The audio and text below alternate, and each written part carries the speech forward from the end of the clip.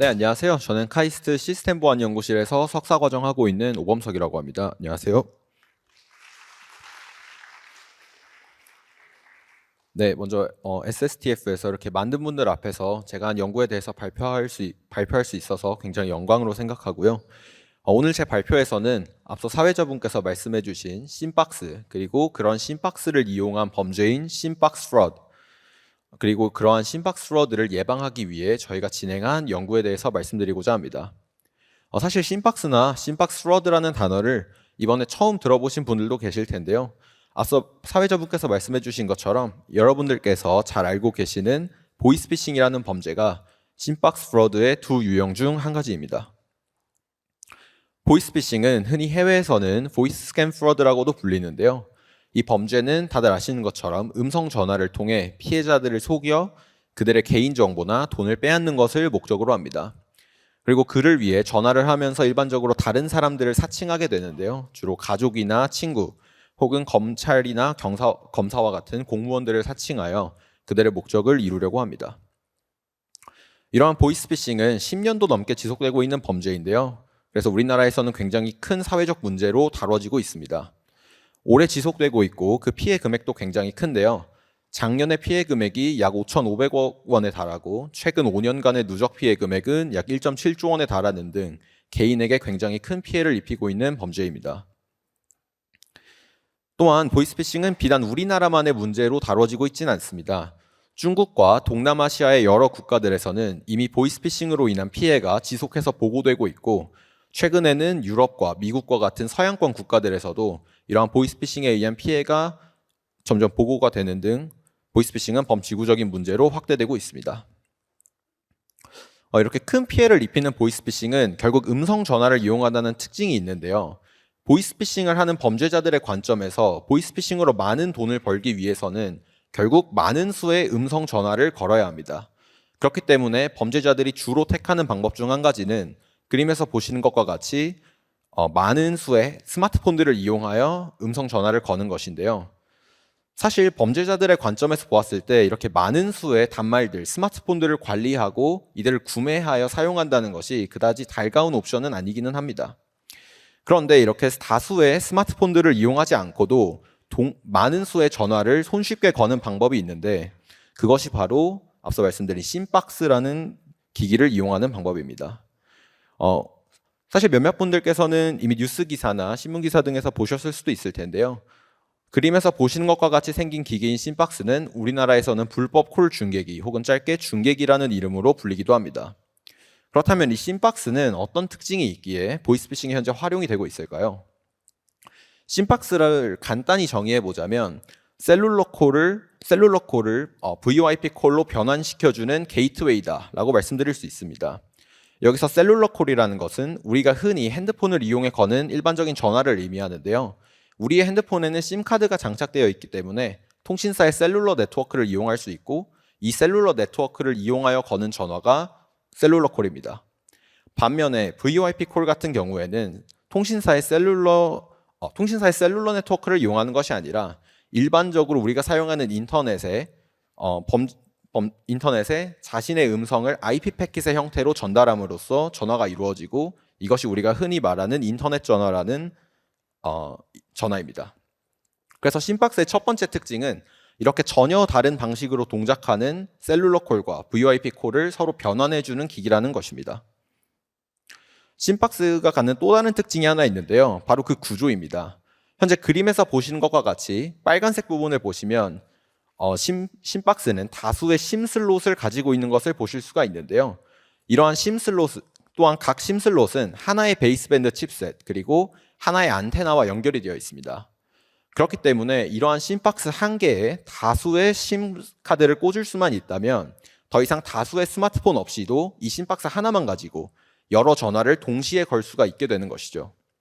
그래서 사실 이러한 특징을 가지고 있는 심박스는 원래는 콜센터와 같이 많은 수의 전화를 필요로 하는 업체들을 위해 만들어졌지만 이러한 특징들이 보이스피싱과 같은 범죄들에 매우 적합하기 때문에 우리가 심박스 프로드라고 불리는 두 가지 유형의 범죄에도 현재 많이 악용이 되고 있는 것입니다. 그래서 이 심박스 프로드의 첫 번째 유형은 앞서 말씀드린 보이스피싱이고요. 두 번째 유형은 Interconnect Bypass Fraud, 우리나라 말로는 로밍 우회 사기 범죄라고 불리는데요. 이는 개인에게 피해를 입히는 보이스피싱과는 달리 일부 사업자들이 로밍을 우회해서 통신사에게 로밍 요금을 내지 않는 범죄로서 통신사들이 피해를 입게 되는 범죄입니다. 그럼 이제 각 유형의 범죄에서 심박스가 어떻게 활용되고 있는지 말씀드려 보겠습니다. 우선 심박스를 이용한 보이스피싱의 콜 플로우는 여기 보시는 그림과 같이 묘사될 수 있는데요. 그림을 보시면 B 국가에 피해자가 위치하고 있고 A 국가에 범죄자가 위치하고 있습니다. 그리고 범죄자는 사전에 피해자가 있는 B 국가에 자신의 심박스를 설치해 두고 A 국가로 돌아와서 자신의 PC를 이용해 심박스와 연결을 해서 심박스를 조작하게 됩니다. 우선 범죄자들은 자신의 음성을 VoIP의 형태로 이제 IP 패킷의 형태로 자신의 음성을 넣어서 심박스에 보내게 되고요. 그럼 심박스는 이를 셀룰러 콜로 변환할 수 있는 기능이 있기 때문에 이러한 트래픽을 받았을 때 목적지로 하는 피해자까지 범죄자의 음성을 셀룰러 콜, 국내 전화의 형태로 변경하여 전해주게 되는 것입니다. 따라서 심박스는 보이스피싱에서 이렇게 전혀 다른 VoIP 콜과 셀룰러 콜을 서로 변환시켜 줌으로써 어떠한 로밍 같은 추가적인 요금 없이도 범죄자들이 피해자에게 전화를 걸 수 있게 해주는 것입니다. 그래서 범죄자들은 이러한 방식으로 심박스를 이용하여 두 가지 이점을 얻는데요. 첫 번째는 피해자들이 쉽게 속을 수 있다는 것입니다. 우리는 일반적으로 070으로 오는 인터넷 전화나 국제전화번호로 오는 전화들은 의심을 하거나 잘 받지 않게 되는데요. 심박스를 이용하는 경우에 보시는 것과 같이 결국 이 해외의 범죄자들로부터 오는 전화가 국내 전화로 변경되어서 010 번호가 피해자들의 핸드폰에 나오게 되고 우리는 비교적 의심을 덜 하게 되어 보이스피싱을 조금 더 잘 당합니다. 그리고 이는 범죄자들에게 굉장히 큰 이점으로 작용합니다. 두 번째는 심박스를 이용하면 보이스피싱 범죄자들을 추적하기가 어려워진다는 것인데요. 우리가 일반적으로 보이스피싱을 당해서 그 피해 사실을 신고할 때 전화가 온 번호 그리고 전화가 왔던 시간 등을 함께 신고합니다. 하지만 범죄자들을 실제로 잡기 위해서는 저 심박스와 범죄자 사이의 인터넷 단에 대한 정보가 필요하지만 저희가 앞서 알 수 있던 정보들은 결국 이 셀룰러 전화, 국내 전화에 대한 정보이기 때문에 이 정보만으로는 저 인터넷 뒤에 위치하고 있는 범죄자들을 추적하는 데 굉장히 큰 어려움이 있습니다. 물론 이러한 정보를 이용해서 심박스를 직접 잡는 것도 가능은 한데요. 우선 심박스의 위치를 추적하는 것이 쉽지 않고 그림에서 보시는 것과 같이 심박스가 위치한 곳이 일부러 공사장이나 산 중턱 같이 찾기 어려운 곳에 범죄자들이 일부러 숨겨놓기 때문에 심박스를 일일이 직접 찾는 것 또한 쉽지 않습니다. 그리고 심박스가 활용되고 있는 두 번째 유형의 범죄는 Interconnect Bypass Fraud인데요. 그 전에 우선 일반적인 로밍 시나리오에서 이 트래픽들이 어떻게 흘러가는지 먼저 말씀드리겠습니다. 일반적으로 로밍을 하게 되면 유저의 트래픽이 한 통신사로부터 다른 통신사까지 전달이 되어야 합니다. 이 전달은 중간에 있는 트랜sit 캐리어라는 업체들이 트래픽에 대해 돈을 받고 라우팅을 해주게 되고 끝에 보시는 MNO-B 같은 경우도 트랜sit 캐리어에게 돈을 받고 이러한 방식으로 통신사들이 어느 정도의 로밍 수익을 거둘 수가 있는데요. 하지만 이러한 중간 업체인 트랜sit 캐리어 중 하나가 악의적인 목적을 가지고 심박스를 운영하게 된다면 그림에 보시는 것과 같이 빨간색 콜 플로우가 만들어집니다. 이렇게 되면 이제 이 fraudulent 캐리어는 자신에게 오는 트래픽을 다른 트랜sit 캐리어나 MNO에게 보내는 것이 아니라 자신의 심박스로 직접 인터넷을 통해 보내게 되고 그렇기 때문에 결과적으로 그림에서 보시는 MNO-B는 더 이상 로밍으로 인해 수익을 올릴 수가 없습니다. 그래서 이러한 방식으로 인해 통신사들이 입는 금전적 피해가 굉장히 큰데요. 2021년 미국의 보고서에 따르면 그 피해 금액이 약 31억 달러, 우리나라 돈으로 약 4조 원 되는 금액에 달하는 피해를 입는다고 합니다. 그래서 이렇게 큰 피해를 입히는 두 가지 유형의 범죄에 활용되는 심박스를 탐지하기 위해서 여러 연구들이 진행되었습니다. 기존 연구들은 두 가지 방식으로 이 심박스를 탐지할 것을 제안하는데요. 첫 번째는 심박스를 이용하는 전화가 음질이 떨어진다는 점, 그리고 두 번째는 심박스가 활용하는 그런 콜 패턴들이 일반적인 전화와는 다르다는 점, 이 두 가지를 이용합니다. 하지만 이러한 연구들에는 분명한 한계점이 존재하는데 그것은 바로 범죄를 예방하기에는 조금 부족하다는 것입니다. 그 이유는 이러한 심박스가 탐지되는 시점이 결국 이 심박스에 의한 전화 데이터가 어느 정도 쌓인 이유이기 때문에 이는 다시 말하면 피해가 이미 발생했다. 피해자가 이미 발생한 이후에야 디텍션이 가능하다라는 것입니다. 그리고 이러한 기존 연구들 외에도 셀룰러적 디자인을 이용해서 심박스를 탐지할 수 있을 것 같은 방법도 한 가지 존재하는데요. 그것은 바로 IMEI를 이용하는 것입니다. 여러분들의 핸드폰에 별샵 06샵이라고 만약 지금 한번 쳐보신다면 15자리 내지는 16자리 번호가 나오는데요. 그것이 바로 단말의 고유 식별 번호, IMEI입니다. 이 단말 고유 식별 번호는 마치 사람의 주민등록번호와 같은 역할을 해서 단말들을 구분하는 데에 쓰이는 번호인데요. 그래서 실제로 이 번호를 이용하여 현재도 도난된 핸드폰들을 네트워크가 차단하는 데 활용하고 있습니다. 뿐만 아니라 이 IMEI의 앞 8자리는 TAC라고도 불리는데 이 TAC는 각 디바이스 모델마다 다른 값들을 가지고 있습니다. 그렇기 때문에 이러한 TAC나 IMEI를 이용한다면 네트워크에서 심박스를 차단할 수 있습니다. 라고 말씀드리고 싶으나 현실에서는 그렇게 적용되기가 어려운데요. 그 이유는 두 가지입니다. 첫 번째로 심박스는 IMEI 변조가 된다는 것이고요. 두 번째는 셀룰러 네트워크는 이렇게 변조된 IMEI를 검증할 방법이 없다는 것입니다. 이는 구현에 의한 문제가 아니라 셀룰러 디자인이 그렇게 되어 있기 때문에 앞으로도 영원히 이런 IMEI에 대한 검증은 이루어질 수 없어서 심박스가 변조된 IMEI를 네트워크에 보고를 한다면 네트워크는 이 사실을 알 수가 없습니다. 다시 말하면 IMEI를 이용하여 심박스를 네트워크에서 차단하는 것은 불가능하다는 얘기죠. 여기까지의 내용을 짧게 정리를 해보자면 심박스는 보이스피싱과 인터커넥트 바이패스에 활용되는 기기로서 심박스가 가지고 있는 여러 가지 특징이 이러한 범죄에 사용되기 매우 부합하기 때문에 이러한 범죄에 활용되고 있습니다. 그리고 이러한 심박스를 탐지하기 위한 여러 연구나 셀룰러적 디자인이 존재하나 그들은 명확한 한계점을 가지고 있습니다. 그래서 저희는 이러한 리미테이션들을 극복하는 새로운 심박스 탐지 기법에 대해 고민을 해보았는데요. 저희는 그 방법에 대한 힌트를 셀룰러 표준으로부터 얻을 수 있었습니다. 여기서 잠깐 셀룰러 표준이 무엇인가 짚고 넘어가 보자면 셀룰러 표준이란 이 이동통신, 셀룰러에 대한 거의 모든 것을 다루고 있는 문서인데요. 셀룰러 네트워크, 셀룰러 단말, 그리고 그 사이의 통신과 같은 전반적인 내용들뿐만 아니라 특정 상황에서 망이나 단말이 어떻게 행동해야 하는가와 같은 구체적인 이야기들도 담겨 있고요. 이 표준의 가장 중요한 점은 통신사와 단말 제조사들을 포함한 모든 셀룰러 인더스트리가 이 셀룰러 표준을 따르며 네트워크를 설정하고 단말을 만든다는 것입니다. 그래서 저희가 그리고 이러한 표준은 계속해서 시간이 지남에 따라 업데이트가 되는데요. 저희가 이 표준에서 주목했던 점은 이 표준에 단말이 지원해야 하는 기능들에 관한 정보가 나와 있다는 것입니다. 그리고 또한 표준은 계속 업데이트가 되면서 단말들이 지원해야 하는 기능은 늘어나기도 하고 줄어들기도 하는데요. 이를 다시 말씀드려보자면 첫 번째 버전의 표준에는 A라는 기능을 단말이 지원해야 된다라고 말하다가 두 번째 버전의 표준에 가면 A도 지원해야 되고 B도 지원해야 되고 C도 지원해야 된다와 같은 식으로 나와 있다는 것이죠. 그래서 여기에서 알 수 있는 것은 그런데 이제 베이스밴드 제조사들은 표준을 따르며 자신들의 칩셋을 제조하기 때문에 첫 번째 버전의 표준을 보고 만든 베이스밴드와 두 번째 버전의 표준을 보고 만든 베이스밴드는 당연하게도 지원하는 기능에 차이가 있을 수밖에 없습니다. 그리고 스마트폰 제조사들 또한 자신들의 새로운 스마트폰을 만들 때 이 새 베이스밴드 칩셋을 주로 이용하여 만들기 때문에 스마트폰들을 보더라도 지원하는 기능에 당연하게 차이가 있을 수밖에 없습니다.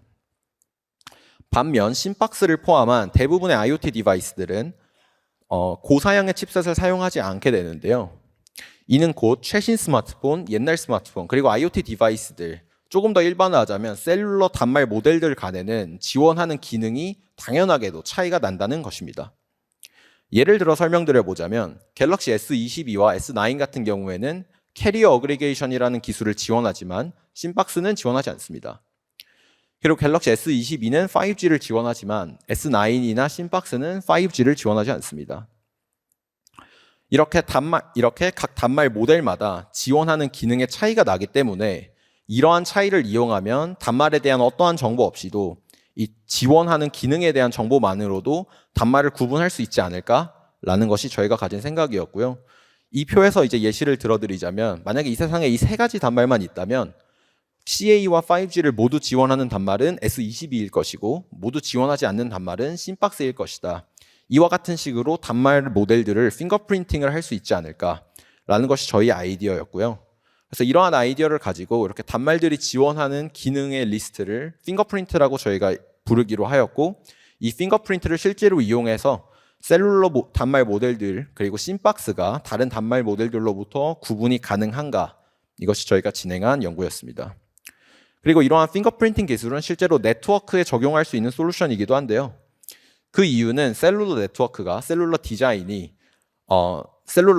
단말의 capability, 단말이 지원하는 기능들을 수집하도록 하기 때문입니다. 그 이유는 이러한 기능들이 이후에 망과 단말의 연결들을 설정하고 최적화하는 데 도움이 되기 때문이기도 한데요. 실제 셀룰러 프로토콜을 살펴보시면 오른쪽 그림에 있는 두 가지 빨간색 네모에 있는 attach request와 UE capability information 메시지, 이 두 메시지가 단말의 기능 정보를 담고 있는 메시지입니다. attach request 같은 경우에는 단말이 지원하는 암호 알고리즘과 같은 정보들이 있고, UE capability information 같은 경우에는 무선 라디오 연결 관련 정보, 예를 들어서 어떤 주파수를 지원하는가와 같은 정보들이 담겨 있습니다. 그래서 저희는 이 두 메시지를 이용하여서 단말 모델의 핑거프린트를 생성하기로 하였는데, 이렇게 핑거프린트를 생성할 때는 두 가지 고려해야 할 점이 있습니다. 첫 번째는 이렇게 활용하는 메시지들의 내용 중에, 컨텍스트 중에 외부 요인에 의해 변하는 피처들이 존재하는가. 만약에 디바이스 모델이 아니라 다른 외부 요인에 의해 바뀌는 내용이 존재한다면 그러한 내용들은 핑거프린트에 사용되긴 적합하지 않아서 그런 내용들을 제거하고 핑거프린트를 만들어야 하는데요. 저희는 이를 위해서 셀룰러 표준 분석을 진행하며 각각의 피처들이 어떤 의미인가, 실제로 외부 요인에 의해 변할 수 있는가를 확인하였습니다.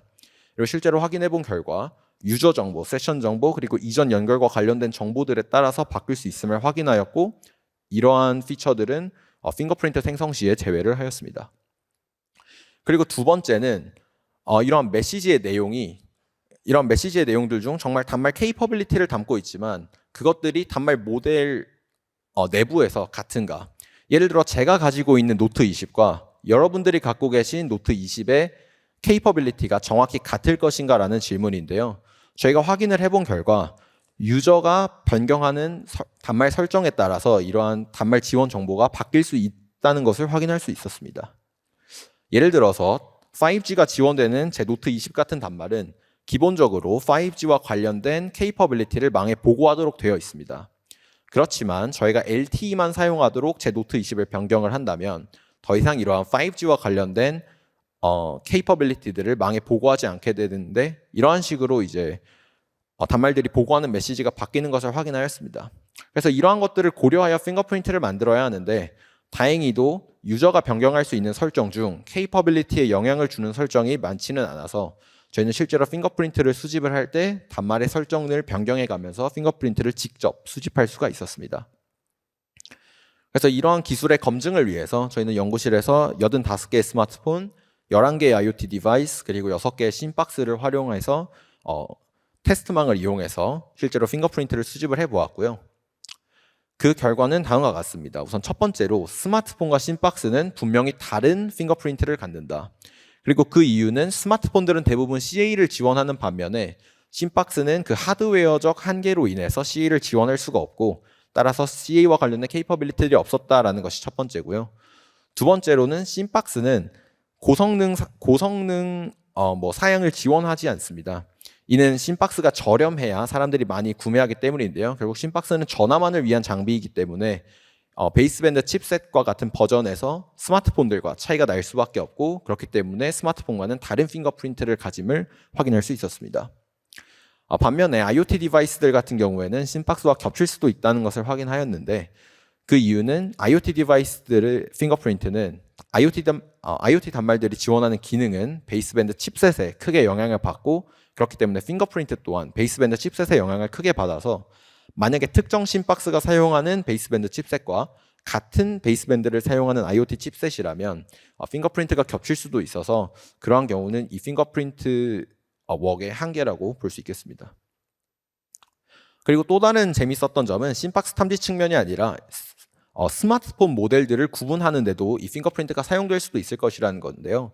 저희가 실제 확인을 해본 결과 85개의 스마트폰 모델 중 8쌍을 제외하고는 모두 유니크한 핑거프린트를 가지는 것을 확인할 수 있었고, 그 8쌍 또한 굉장히 유사한 단말들, 예를 들어 S20과 노트 20, S10과 S10e, 그리고 뭐 아이폰 12 프로와 아이폰 12 미니 등 어느 정도 하드웨어에는 조금씩 차이가 있지만 실제로 같은 베이스밴드 모델을 사용하고 같은 제조사로부터 나왔으며 비슷한 시기에 릴리즈된 단말들만 핑거프린트가 같더라라는 것을 확인할 수 있어서, 이러한 단말 모델들만 잘 관리한다면 실제 핑거프린트를 이용하여 스마트폰 모델들도 구분할 수 있을 것이라고 생각합니다. 네, 그래서 마지막으로 결론인데요. 그래서 저희는 네트워크에서 심박스를 탐지할 수 있는 방법에 대해 소개를 드렸고, 이러한 방법은 단말이 지원하는 기능의 정보의 차이를 이용하는 것입니다. 그리고 현재 이 기술을 실제로 네트워크에 디플로이 가능한가에 대해 논의하기 위해 한국의 한 통신사와 함께 협업도 진행하고 있습니다. 네, 발표는 여기까지입니다. 들어주셔서 감사합니다.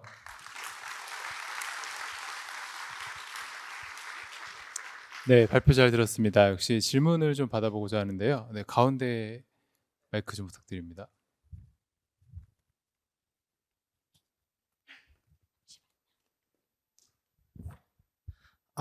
네, 안녕하세요. 한밭대학교 모바일용화공학과 김명진입니다. 다름이 아니라 심박스 관련해가지고 하나 여쭤보고 싶은 게 있어가지고요.